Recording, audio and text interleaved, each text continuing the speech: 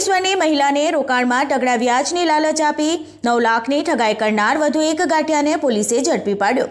GIDC વિસ્તારમાં રહેતી એક મહિલાને પૈસાનું રોકાણ કરવાનું હોવાથી ઇન્ટરનેટ પર સર્ચ કરી હતી। દરમિયાન એક લોભાવણી જાહેરાત વાંચીને આપેલ નંબર પર સંપર્ક કર્યો હતો, જ્યાં સામેવાળાએ તેની ઓળખ રાયપુરના નિઝામુદ્દીન શેખ તરીકે આપી હતી।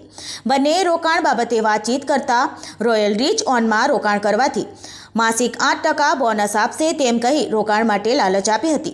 પહેલી વખત રોકાણ બાદ તગડું બોનસ મળતા મહિલાએ તબક્કાવાર 9 લાખનું રોકાણ કર્યું હતું, જેમાં બોનસ સાથે 16 લાખ રૂપિયા થતાં મહિલાએ પૈસાની માંગણી કરતા એક ચેક મોકલવામાં આવ્યો હતો।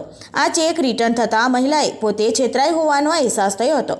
તેણે જીઆઈડીસી પોલીસ સ્ટેશનમાં ફરિયાદ નોંધાવતા પોલીસે અગાઉ નિઝામુદ્દીનની ધરપકડ કરી હતી। તેની પૂછપરછમાં અમદાવાદ ચાંદખેડાના ઉમેશ કાંતિ પટેલ સંડોવણી ખુલતા તેની પણ ધરપકડ કરવામાં આવી છે। આરોપીને અંકલેશ્વર ખાતે લાવીને પોલીસે વધુ પૂછપરછ હાથ ધરી છે। આરોપીઓએ આ મોડસ ઓપરેન્ડીથી કેટલા લોકોને છેતર્યા છે તેની વિગતો મેળવાઈ રહી છે।